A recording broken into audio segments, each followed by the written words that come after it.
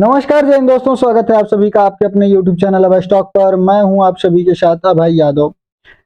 साथियों, आप सभी से क्षमा चाहते हैं, पिछले कुछ दिनों से हमारी वीडियोस नहीं आ रही थी। कुछ पर्सनल वजह थी, उसके वजह से आप तक वीडियोस में पहुंचाने में असमर्थ रहा और इस बीच बहुत सारी घटनाएं जो है निकल गई। लेकिन कोई बात नहीं, अब से जो है कि हम सारी चीजों को अच्छे तरीके से कवर करने का प्रयास करेंगे और सारी डिटेल्स में आपको चीजें बताने का प्रयास करते रहेंगे। साथियों, सबसे पहले आप लोग को आज बता दें, यहाँ 3,500 करोड़ रुपए से ज्यादा का यहाँ पर फ्रॉड सामने निकल कर आया है और ये मतलब बहुत ही बड़े पैमाने पर ये धोखाधड़ी का पर्दाफाश हुआ है। और ये इसमें आर्म फोर्सेस, पुलिस, पीएसयूएस और जो स्कूल्स हैं, स्कूल्स के जो टीचर्स हैं, वो सब इसमें जो है कि शामिल है। तो आइए इस वीडियो के माध्यम से समझते हैं कि ये किस तरीके का फ्रॉड है, किस तरीके से इसको किया जा रहा था और ये जो सरकारी कर्मचारी हैं जिनके ऊपर देश को संभालने का, देश को आगे लेकर जाने की जिम्मेदारी है, वही लोग क्यों इस तरीके से काम जो है कि कर रहे थे। सारी चीजें इस वीडियो में कवर करेंगे और बताएंगे आगे आपको कि और किस तरीके की चीजें यहाँ पर की जा सकती है। चलिए स्टार्ट करते हैं वीडियो को। और आप सभी से छोटी सी रिक्वेस्ट कि अगर चैनल पर नया है तो वैसे ही हमारी रीच पहले से डाउन हो चुकी है, तो प्लीज अगर आपसे हो सके तो शेयर जरूर करिएगा, नया है तो चैनल को सब्सक्राइब करिएगा, आपका बहुत बहुत आभार होगा। चलिए स्टार्ट करते हैं वीडियो को। यहाँ पर आप देखिए कि salaried employees in armed forces, police, PSU, school, MNCs sorry, cut in massive tax fraud, profit exclusive. ये एनडीटीवी द्वारा इसको जो है कि कवर किया गया है और ये जो है कि हेडलाइन यहाँ पर बना हुआ है। साथियों, भारतीय आयकर विभाग ने सशस्त्र बलों, पुलिस और सार्वजनिक क्षेत्रों में के उपक्रम में बहुराष्ट्रीय निगमों में और सरकारी स्कूलों और निजी संस्थानों के जो वेतन भोगी हैं, जो कर्मचारी हैं, उनके द्वारा दाखिल किए गए जो आयकर रिटर्न, आईटीआर जिसको बोला जाता है, उसमें कई परस्पर जुड़े जो धोखाधड़ी है उसका पैटर्न का यहाँ पर खुलासा हुआ है। साथियों, यह कोई एक घोटाला नहीं है बल्कि धोखाधड़ी के तीन बड़े इसमें जो है कि मामले हैं। तीन तरीके से, तीन आप इसको कह सकते हैं कि तीन स्टेप में या तीन प्रकार से ये किए जा रहे थे, जो मिलकर कर कटौती यानी कि जो टैक्स कम पे करने वाला काम था, उसके प्रावधानों में व्यवस्थित दुरुपयोग उसका जो है कि कर रहे थे और उसी को जो है कि यहाँ पर उजागर किया गया कि किस तरीके से ये काम यहाँ पर किया जा रहा था। साथियों, बात करें कि देखिए किस तरीके से, किस लीगल प्रोविजन का यहाँ पर मिसयूज किया जा रहा था, तो सेक्शन 80C जिसमें कि बताया जा रहा था, मान लीजिए ऐसा होता है, जो लोग एम्प्लॉय होंगे, जो लोग मतलब ज्यादा जिनकी सैलरी होगी, मान लीजिए जो लोग 1,00,000 रुपए सैलरी उठा रहे हैं, ठीक है, तो जो 1,00,000 रुपए सैलरी उठा रहे हैं तो इसमें से आपका जो है कि 1,000, सैकड़ा, 1,000, 2,000, लाख, ठीक है, 1,00,000 रुपए जो अगर आप यहाँ पर सैलरी उठा रहे हैं तो आपका जो यहाँ पर टैक्स होता है, मान लीजिए कि अगर आपको 10,000 यहाँ पर टैक्स देना पड़ रहा था, ठीक है, तो आपने यहाँ पर क्या दिखा दिया कि जैसे ये जो सेक्शंस हैं, इन सेक्शंस के थ्रू क्या होता है ना कि अगर आप इन सेक्शंस में आप कहीं चैरिटी में डोनेट कर दिए, एजुकेशन लोन लिए हैं, उसका ब्याज चुकाने में आप पैसा खर्चा किए, आप हेल्थ इंश्योरेंस लिए हैं, आपका जो इन्वेस्टमेंट है पीपीएफ में या एनएससी में या फिर एलआईसी में या फिर ईएलएसएस में, तो आप जो है कि आप अपना यहाँ पर अगर यहाँ पर इन्वेस्ट किए हैं, इन जगहों पर अपना पैसा अगर आप खर्च किए हैं, तो आपको क्या होता है कि जो आपका जितना बचता है, मान लीजिए कि आप 1,00,000 रुपए कमा रहे हैं, तो ऐसे नॉर्मली अगर आपको मान लीजिए टैक्स लग रहा है, एक उदाहरण के तौर पर मैं बता रहा हूं, तो 10,000 रुपए आपको जो है कि टैक्स देना पड़ेगा। लेकिन अगर आप यहाँ पर बता दिए सरकार को कि हम जो है कि 20,000 रुपए जो है कि इन सारी चीजों में, एलआईसी में या इन सारी चीजों में, हेल्थ प्रीमियम इंश्योरेंस में या फिर इन चीजों में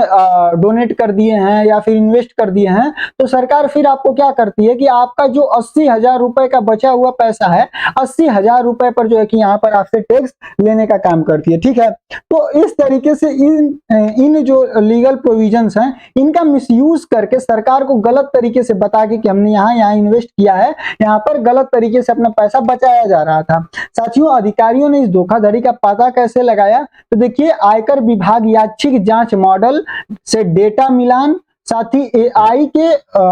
विसंगति पहचान प्रणाली की ओर इसको जो है कि बढ़ाया गया। नियुक्ति डाटा बनाम कर्मचारियों का डाटा, यानी कि जो नियुक्ति यानी कि जो सैलरी दे रहा है एम्प्लॉय, जो दे रहा है उसका, और जो कर्मचारी है दावा कर रहा है उसका, उन सारी चीजों को मिलाकर देखा गया। यानी कि जो फॉर्म 816 होता है और जो आईटीआर था वो बेमेल था। यानी कि इन दोनों में बहुत ज्यादा दिक्कत थी, ये लोग मैच नहीं, ये डाटा मैच नहीं कर रहा था। इसके बाद खुद ही पता चल गया। साथ ही जो बैंक और भुगतान के गेटवे डेटा था उससे इसके पता चला। साथ ही मतलब आप कहां पर, अगर आप कहीं पे दान कर रहे हैं तो कहां पे दान किया उसका कुछ रिकॉर्ड होगा, आपके खाते से कट रहा है तो। साथ ही बीमा प्रीमियम आप कर रहे हैं तो वो भी कट रहा होगा तो उसका भी रिकॉर्ड होना चाहिए। तो ये सारी चीजों से यहाँ पर पता चला। साथ ही पैन आधार आवर्जन जो होता है डेटाबेस क्रॉस चेक में इसका पता चला। साथ ही दान रजिस्ट्री क्रॉस मैच कराया गया। तो इन सारी चीजों से जो है कि यहाँ पर पता चला। अब साथियों बात करते हैं कि धोखाधड़ी के यहाँ पर 3 मुख्य जो है कि प्रकार थे। पहला है wrongful deduction under 80C, 80D, 80E और 80G। इन सारी जो धाराएं हैं इनके तहत जो है कि गलत तरीके से, जो मैंने आपको बताया कि पीएफ वगैरह में धोखाधड़ी करके मतलब ये लोग एलआईसी या फिर कहीं पे निवेश किए ही नहीं थे, लेकिन सरकार को ये लोग बता दिए थे कि हम लोग जो है कि यहाँ पर निवेश किए हुए हैं और इस तरीके से काम किए हुए हैं, ब्याज यहाँ पर हमारा जो एजुकेशन का लोन है उसका ब्याज इतना कट रहा है। तो इस तरीके से करके ये लोग यहाँ पर क्या कर रहे थे, धोखाधड़ी कर रहे थे। और बात करें कि अगर ये देश भर में लगभग 90,000 ऐसे जो वेतन भोगी हैं जिनको वेतन मिलता है, 90,000 लोग ऐसे हैं जो इस तरीके का काम किए थे, जो कि करीबन 1070 करोड़ रुपए का जो है कि गलत कटौती का यहाँ पर दावा किया गया। यानी कि इतने रुपए का इस तरीके से मतलब कि गलत सेक्शंस का यूज करके यहाँ पर इन सुविधाओं को गलत तरीके से यूज करके यहाँ पर फ्रॉड किया गया। तो ये था। साथ ही इसमें शामिल कौन है, तो पीएसयू कर्मचारी हैं, सरकारी कर्मचारी हैं, स्कूली शिक्षक हैं, एमएनसी कर्मचारी हैं, जो यहाँ पर मान लीजिए कि मध्यम से उच्च आय वाले जो वेतन जिनको मिलता है वो लोग यहाँ पर हैं। अब इसका पता कैसे चला, तो ये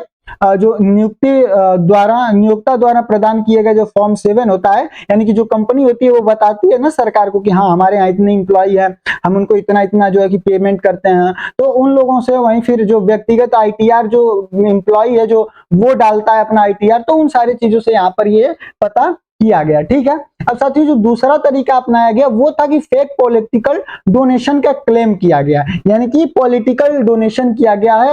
यहाँ पर फेक तरीके से। एक विशेष नज्ड अभियान का यह हिस्सा था और इसकी संशोधित राशि की अगर बात करें तो यह करीबन 1353 करोड़ रुपए का यहाँ पर फ्रॉड था, जिसमें कि 404 करोड़ अतिरिक्त देय कर और 949 करोड़ अस्वीकृत कटौतियां इसमें जो है कि शामिल थी। वहीं कार्य प्रणाली की मतलब किस तरीके से काम करता है, तो देखिए करदाता धारा 80G के तहत 100% कटौती पाने के लिए पारदर्शी तरीकों से, जैसे कि बैंक का हस्तांतरण, चेक या फिर यूपीआई के माध्यम से राजनीतिक दलों को दान देने का दावा करता है, लेकिन वास्तव में ऐसा कोई दान दिया ही नहीं गया होता है। यानी कि वो कह तो देता है कि हम राजनीतिक दलों को इतना जो है कि पैसा बैंकों द्वारा चेक या फिर यूपीआई के थ्रू यहाँ पर पेमेंट किए हैं, या फिर उसकी जो दान की रसीदें हैं वो यहाँ पर नहीं मिलती हैं। तो इस तरीके से ये जो है कि काम किया गया। वहीं अगर बात करें कि सबसे ज्यादा हुआ कहां, तो देखिए ये हैदराबाद में जो है कि इसका हॉटस्पॉट बन के ये था, क्योंकि यहाँ पर करीबन 400 से अधिक जो है आईटीआई जो आईटी पेशेवर हैं वो यहाँ पर चिन्हित किए गए थे। साथियों इसको पकड़ना आसान क्यों है, तो देखिए यह राजनीतिक दलों की दान सूचियां सार्वजनिक और डिजिटल हैं। यानी कि पहले विवाद हुआ था ना कि आप लोग ये सार्वजनिक नहीं करेंगे कि कौन कितना डाटा यहाँ पर यूज किया है, कौन कहाँ पर पेमेंट किया है, किस पार्टी को कौन सा नेता या फिर कौन सी कंपनी कितना पेमेंट किया। तो फिर बाद में सुप्रीम कोर्ट हस्तक्षेप करके इस चीज को जारी कराया। तो सोचिए उससे कितना बेनिफिट हुआ कि मतलब इस तरीके का जो फ्रॉड किया जा रहा था यह भी बच रहा था, और सोचिए इसी की आड़ में कितने तरीके के फ्रॉड किए जाते। ठीक है। तो वास्तविक दान रिकॉर्ड से मेल न खाने की वजह से इन सारी चीजों को पकड़ा गया। तो तीसरा मेन कारण था वो था कि फेक फॉरेन नेशनल स्टेटस और अदर एग्जेप्शंस, यानी कि कुछ लोग ऐसे थे जो थे तो भारत के, लेकिन वो खुद को बताते थे कि वो विदेश के हैं, यानी कि वो विदेशी हैं। नागपुर के क्षेत्र में विदर्भ और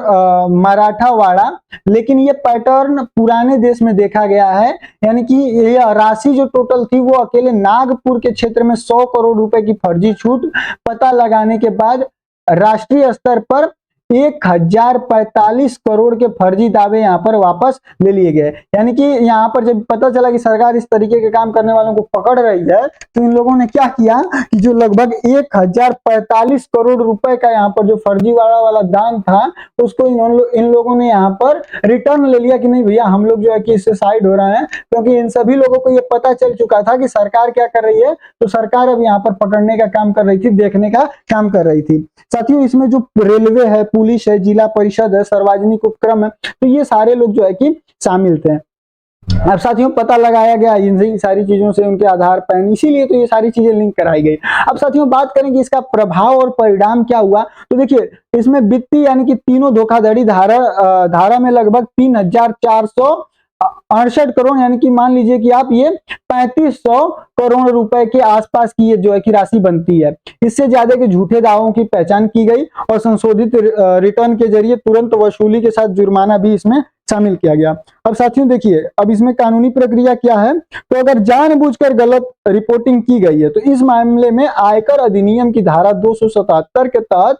कर चोरी की गई राशि पर 200% का जुर्माना लगाया जाएगा और साथ ही 7 साल तक की जेल भी यहाँ पर हो सकती है। तो साथियों सोचिए कि ये लोग जो है कि प्रतिष्ठित लोग होते हैं, ये लोग इन लोगों की जो जैसे सैन्य कर्मी हो गए या फिर पुलिस कर्मी हो गए, सबसे बढ़िया मतलब सबसे जो उच्च माना जाता है वो शिक्षकों को माना जाता है। तो इससे इन लोगों की जो छवि है, जो इन लोग की इमेज है वो यहाँ पर खराब निकल कर आती है। तो ये विश्वसनीयता की कमी करती है, लोगों के बीच में इन लोग के सम्मान में कमी होती है। ठीक है साथियों, यह धोखाधड़ी इतनी व्यापक रूप से क्यों फैली, अगर इसकी बात करें तो देखिए कम जोखिम की धारणा थी, यानी कि कई लोगों को सोचते थे कि अरे यार छोटे पैमाने पर कर रहे हैं, कौन जान ही जाएगा, छोड़ो कोई दिक्कत नहीं है कर लेते हैं। ठीक है, या फिर टैक्स फाइलिंग एजेंट जो सीए होते हैं वो कहते हैं कि हम आपको जो है कि ज्यादा रिफंड दिला देंगे, आप हमको थोड़ा सा ये दे दीजिएगा, या फिर ज्यादा पैसे के लालच में वो लोग इस तरीके का गलत तरीके से डाटा यहाँ पर डाल देते हैं। साथ ही विरासत में मिली उदारता, यानी कि पिछले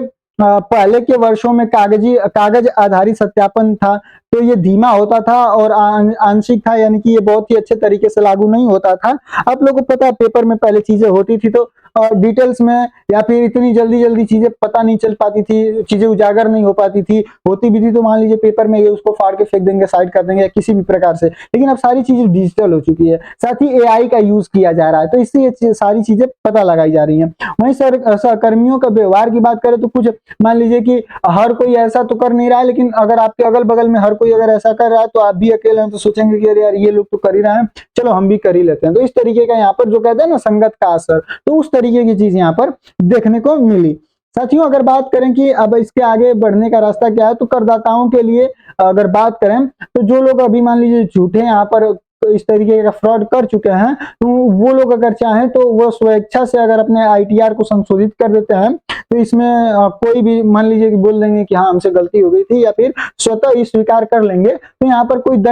दंड बहुत ही कम है, यानी कि वो ना के बराबर है। तो इस तरीके से बच सकते हैं लोग, लेकिन अगर सरकार पकड़ती है तो फिर उनके लिए यहाँ पर दिक्कत हो सकती है। बाकी आप लोगों की अपनी क्या राय थी इन सारे मुद्दों पर, आप लोग को क्या लगता है ये चीज सही है या फिर गलत है, इसमें किसका जो है कि ज्यादा योगदान है, कमेंट सेक्शन में जरूर बताइएगा। बाकी हम मिलेंगे अगले वीडियो में किसी अन्य और टॉपिक के साथ। आप सभी से बस इतनी ही रिक्वेस्ट है कि प्लीज इस वीडियो को थोड़ा शेयर करिएगा, लाइक करिएगा, आप लोग की अपनी राय कमेंट सेक्शन में दीजिएगा, चैनल पर नया तो सब्सक्राइब करिएगा। बाकी हम मिलते हैं अगले वीडियो में किसी अन्य टॉपिक के साथ, तब तक के लिए जय हिंद जय भारत।